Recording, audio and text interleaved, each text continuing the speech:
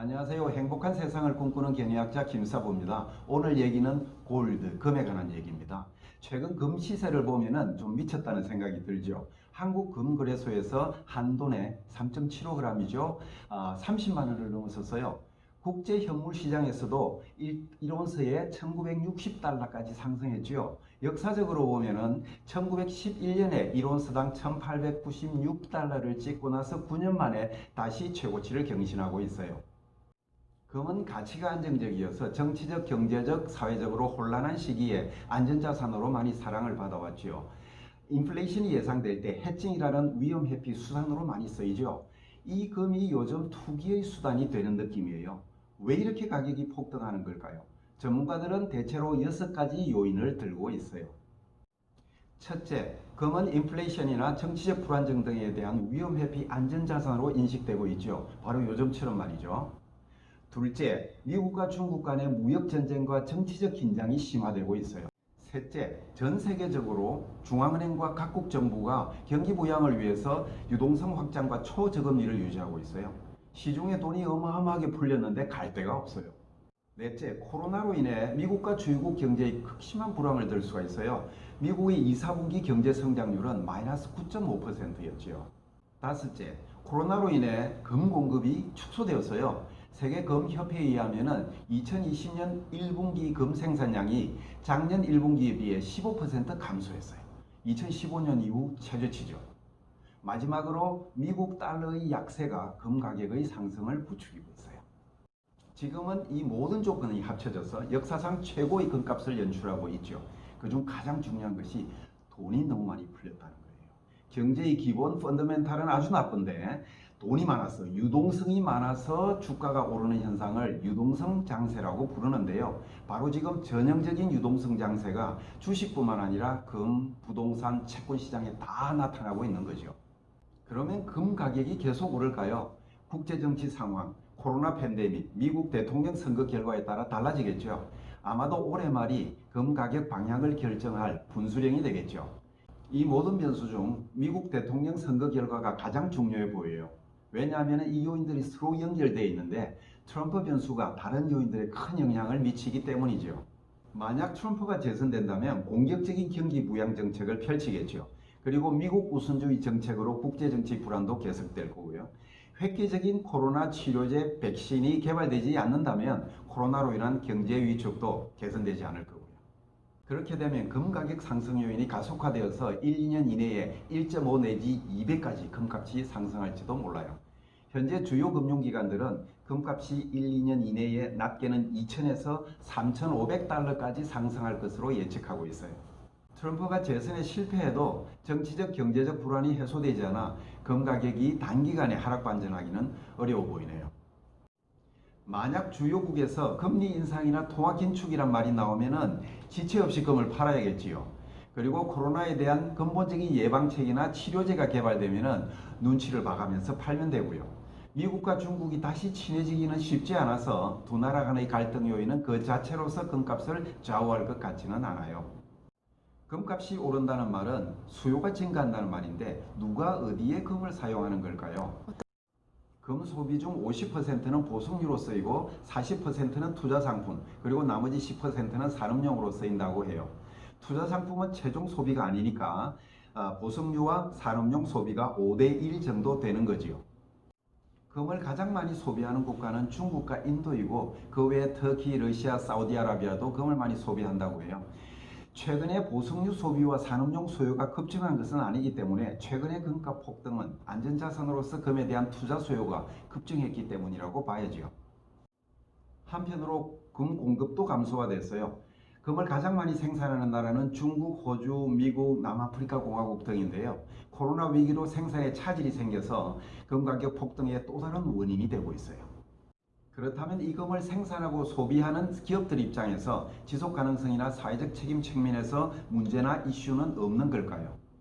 혹시 영화 블라드 다이아몬드 보셨나요? 레오나르도 디카프리오가 주연한 2007년 영화지요. 아프리카 시에라리온의 다이아몬드 광산이 배경인데요. 무장반군에 의해서 고통받고 학살당하는 선량한 사람들의 실상을 그린 영화죠.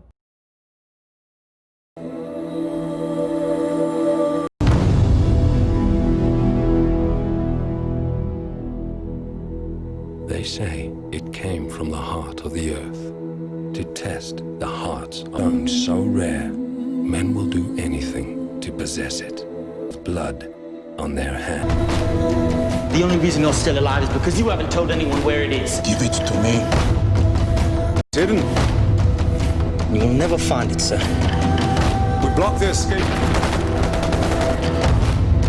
Where is my son? Tell him where it is. Tell him to lost everything.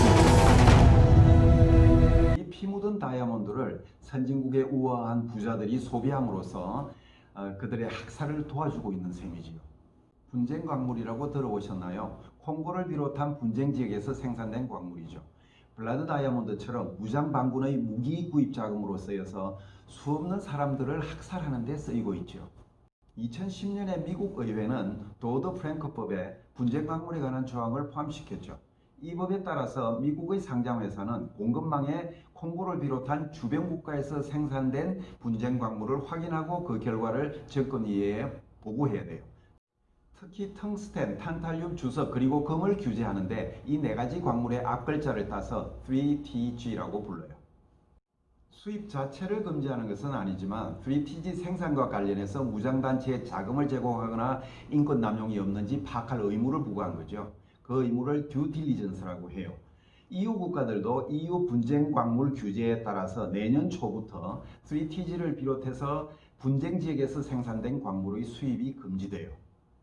이런 상황들이 기업의 지속가능 경영이나 CSR과 어떻게 연결될까요? 미국과 유럽의 CSR 선도 기업들은 광물 생산과 유통에 관련된 환경, 사회 이슈들을 철저히 따지지요.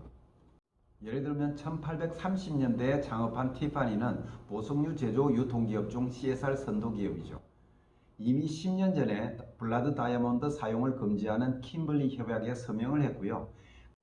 금을 포함한 보석류 생산에 있어서 환경 영향을 엄격히 따져서 광물을 조달하고 있지요.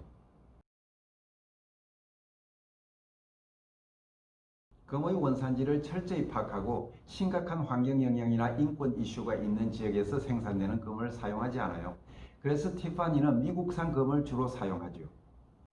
우리나라 기업들은 분쟁 광물에 대해서 무엇을 하고 있을까요? 우리나라는 수출 중심의 경제 구조를 가지고 있죠. 선진국 기업에 납품할 때, 선진국 시장에 판매할 때 정부, 기업, 소비자들의 CSR에 관한 요구를 준수해야 돼요. 그렇지 않으면 수출이 어려워지니까요. 그런 선진국 요구 조건 중 하나가 분쟁 광물 사용 금지예요.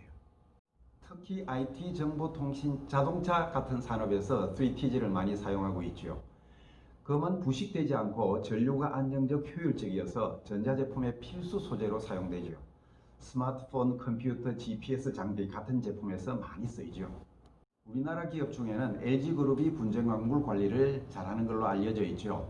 LG전자는 미국의 NGO 단체인 책임자원조달 네트워크가 작년 말에 실시한 조사에서 200여 개 기업 중에 20위를 차지했어요. 인텔이 1위, 애플과 마이크로소프트가 그 뒤를 이었죠. LG전자는 분쟁 광물 관리 체계와 현황을 공개하고 분쟁 광물과 관련된 산업표준 제정에도 적극적으로 참여하고 있어요. LG화학이나 디스플레이 같은 다른 계열사들도 분쟁 광물 사용 금지 규정을 준수하고 있고 협력사 관리에도 적용하고 있어요. 우리는 소비자로서 그리고 책임 있는 이해관계자로서 무엇을 해야 할까요?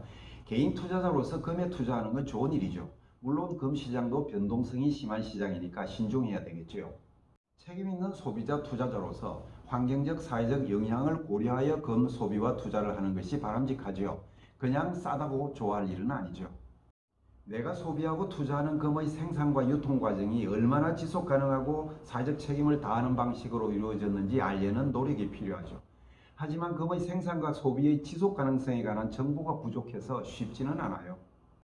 한 가지 방법은 앞에서 소개한 티파니와 같은 금 소비재 생산 기업을 CSR 우수 기업으로 인정해 주는 거죠. 그리고 산업용으로 금을 사용하는 LG전자와 같은 기업의 지속 가능한 조달 정책을 인정해 주고 지지해 주는 거죠. 사회공헌이라는 이름의 기부나 자선이 아니라 이것이 바로 진정한 CSR이기 때문이죠. 오늘 제가 준비한 얘기는 여기까지입니다.